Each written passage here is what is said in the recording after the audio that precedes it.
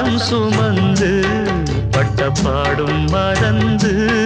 பிள்ளை செல்வம் பிறக்க அள்ளி கையில் எடுக்க